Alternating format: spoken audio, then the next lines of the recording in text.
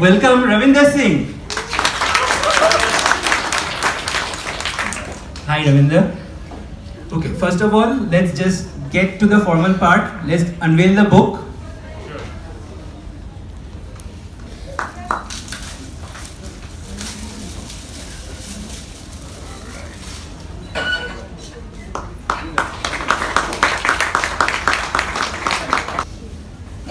And like, you don't want to hear me talk. So let's just give the mic to the man himself, Ravinder.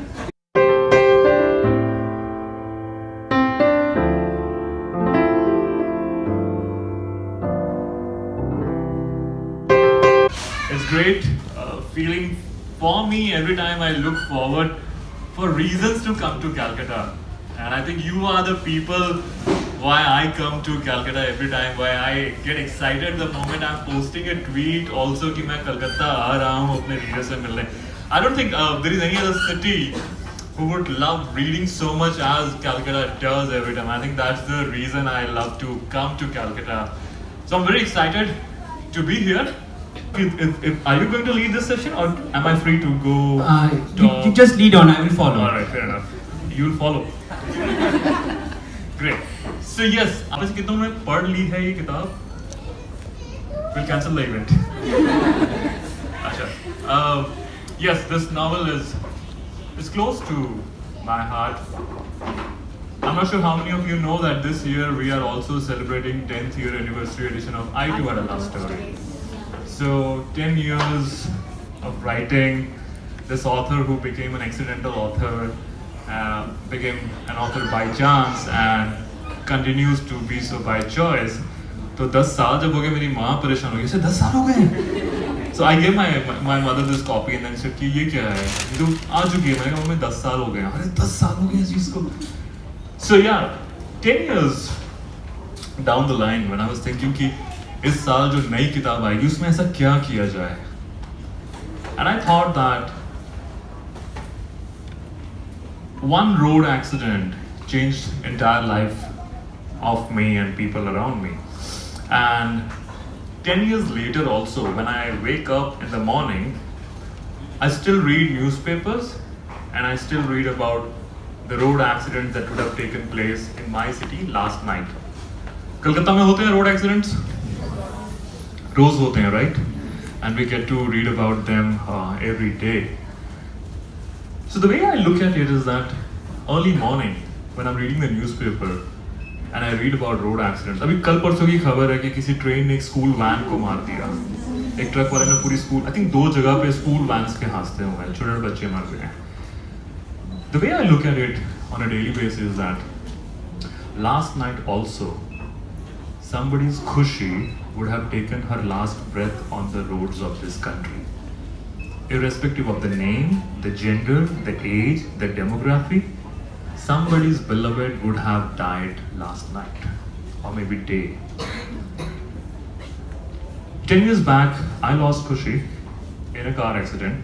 3 years back, I lost my father's right leg in another one. And I was outside the ICU for a good number of days. For 52 days, he was in hospital. So for 52 days, twice I would go to the hospital to visit him. And I was sitting outside the ICU when the doctors did not predict that will they be able to save him or not. And my duty was to first not be bothered about that question, but the first task in my hand was to arrange B negative blood, which is a rare blood group. 10 years back, when I was sitting outside the ICU and Khushi was inside, I was arranging B negative blood back then also. So this time when I was sitting outside the ICU, I was realizing ये मेरे साथ हो क्या रहा है. Every time I find myself there. और कहीं ना कहीं मेरे जहन में ये बैठ गया है एक डर that tomorrow I fear this. I fear when I'm on road that tomorrow there would be another mad truck or mad car who perhaps could run on me and I may be in need of blood and somebody other than me would be sitting outside the ICU and awaiting me. And why this fear? Because I have seen this up close. So I thought, while I talked about a road accident in the passe when I wrote I Too Had a Love Story, can I do my bit to sensitize people, and more so the young Indians, who feel that speed has that thrill, who feels that we can multitask on road and click a selfie by the time we are driving it. That has been my idea to write Will You Still Love Me? Of course, it's a love story, and we'll be talking a lot about it. That what exactly is in this book with respect to romance and heartbreak, perhaps, and what are the challenges. But at the very central plot of this is this road safety. Now, why I thought about writing about road safety in romance? Because road safety is uncool. It's not a sexy subject to talk about. बहुत ही boring ज्ञान है, right? But अगर मैं कहता कि आज सब कलकत्ता वाले स्टार मार्क पे आ जाओ, हम रोड सेफ्टी डिस्कस करेंगे, तो आप में से कितने आते हैं मुझे भी पता है, आपको भी पता है. So what I do is that I know that I have got this agenda. I will sugarcoat that in romance and then serve it to my readers, and suddenly it all becomes interesting. And that's what all I have done with this particular book. So we'll talk about it, and we will talk about Ravinder Singh, who is the protagonist of this book, who comes from the Shahi city of Patiala. We'll talk about Lavanya Gogoi, who is an Assamese who grew up in Shillong and is the lead female protagonist of this book, and how their love story took shape and how they met. I'll also be reading an excerpt for you should you be interested in me reading that, if you would like that at some point of time. But yeah, that's what Will You Still Love Me is all about. There is no devil, there is no villain in the story, but the story is all about, can the protagonists themselves at some point of time become the devil in their story, unknowingly sometimes, just because they were careless. Is that Rajveer at the age of 25-26 is a... Sir, phone le lijiye. Thank you. Rajveer at the age of 25-26 is a boy who is still a kid at his heart. उसको हवाई जहाज में चढ़ के window seat चाहिए होती है. This again is a part of me. So I get to live my life through Lavanya as well as through Rajveer. तो उसे जहाज में चढ़ के विंडो सीट चाहिए होती है. Every time he would pre-book a flight and check in just to find a window seat.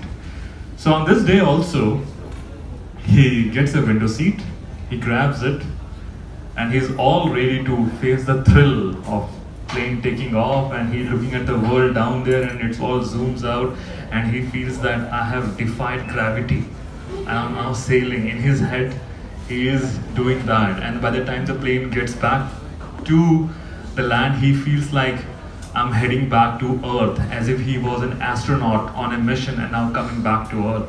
He loves the thrill of that earthquake feeling when everything is shaking, the moment plane is running on the tarmac and before it jumps into the air in front of it. But that day, something different happens. A woman enters the plane just before the plane starts taxiing. She asks, would you mind changing seats with me? And that's where she gate crashes the party in his head. And Rajveer lands up saying, oh, yes, yes. What he wants to say is, no. आप लोग no ने बड़ा जबरदस्त बोला. So yeah, it happened. It happens, right? At times we want to say yes, but हमारे no, but हमारे मुंह से yes निकल जाता है. फिर हम सोचते हैं यार क्यों बोल दिया. So Rajveer was in the same circumstances.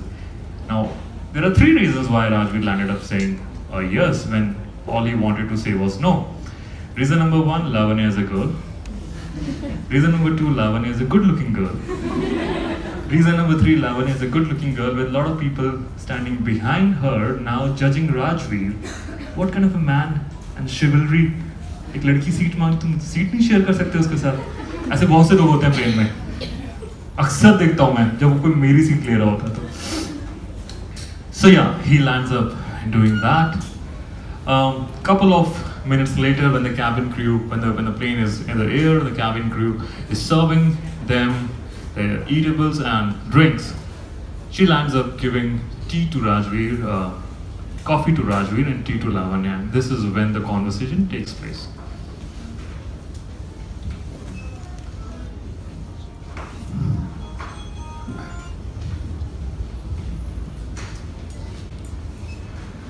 Rajveer was happy that Lavanya wanted to keep talking. He looked at his cup and watched the wisps of mist escape his coffee and disappear. With his eyes focused on them, he commented, "It's perfectly okay to be a tea person as well." Lavanya took a delicate sip before she answered, "Yes, it is, but it's just that I want to like coffee," she said and giggled. Rajveer noticed how she said want. He found it fascinating because of the happiness this simple word contained. Taking a small gulp of the hot coffee, he turned towards her and asked, "And why do you want to like coffee, even when you don't like it?" "Because I love the idea of coffee." There were butterflies in her voice. Rajveer kept looking at Lavanya. He said nothing at first. He was just trying to make sense of what she had said. "It's complicated, isn't it?" he said, shaking his head. Lavanya burst out laughing. "Yeah, my affair with coffee. It's such a love-hate relationship." The words affair, complicated, and relationship over food and hot beverage only made their conversation appear more deliciously interesting. Lavanya explained what she thought. "I mean, I love everything about coffee, but its taste." Rajveer looked at her in a way that made her go ahead with an explanation. To begin with the name in itself. This fascinating pronunciation of this word, which begins somewhere at the back of the mouth and ends on the front upper teeth, kissing the lower lip. Wow, Rajveer was taken back. With her love for pronunciation of something she didn't even love, and more so the way she described it, especially the teeth kissing the lower lip. He looked at his own coffee and tried to say coffee, just the way Lavanya had shown it to him. He felt how his mouth got engaged, first the back, then the touch between the teeth and the lip. He laughed when he realized what he was doing. "Stop talking to your coffee, Rajveer, and listen to me," Lavanya said, laughing and drawing his attention. The way she had called him by his name and spoken to him possessively, Rajveer felt a sense of elation. This happened for the first time in their conversation, and hell, it felt good. Lavanya continued meanwhile. Even the pronunciation of the varieties of it. "You see? Cappuccino, latte." Rajveer grinned as he heard her talk. The kid in him, who earlier wanted to take the window seat, had found perfect company, of course, at the cost of that very seat. "Aren't they wonderful names? There's so much feel to everything about coffee, you see," she insisted. He chuckled and nodded his head in agreement, almost dancing to a beat. "And then there's the aroma. Oh, I love." Right at that moment, she closed her eyes and slowly shook her head. Her hands rose in the air dramatically. "When I pass by a nice coffee shop, at times I simply stand there to breathe the coffee air," she said, delight shining over her face, and her eyes closed. He smiled. When she opened her eyes, she asked, "You know what?" "What?" "At a perfume shop, I land up smelling more of the coffee beans than the perfume." The two of them broke into another round of laughter. Had they not been holding their respective cups, they would have high-fived. "You're obsessed with its smell, Lavanya," Rajveer said, taking the opportunity to say her name. It felt nice to do that. Not just the smell, everything about it, except the taste. And that's the sad part. You know, I even love the sound of the coffee vending machines and the froth floating on the surface of the hot coffee. Oh man, I just love it like anything. Rajveer wondered if a coffee lover would have ever described her love for coffee the way Lavanya, who didn't enjoy its taste, had. Once the demo of coffee orgasm was over, Rajveer said with a heavy heart, "Such a pity you don't love its taste." "It is," she confirmed, sighing deeply. She might have shed a tear. "But there's one thing I like about tea and coffee," she quickly added. "Which is?" "Adding milk to them. I love seeing how the white and the black fuses into the brown," she said, her eyes full of glee. Rajveer looked at her, his eyes resting on her face and lingering for longer than it was polite. He couldn't help it. When she noticed him brazenly looking at her, She averted her eyes and started looking at her food. It was a pleasantly awkward moment for both of them. Rajveer, however, realized he should have exercised his mind over his heart. No one said anything for a while. Thank you so much.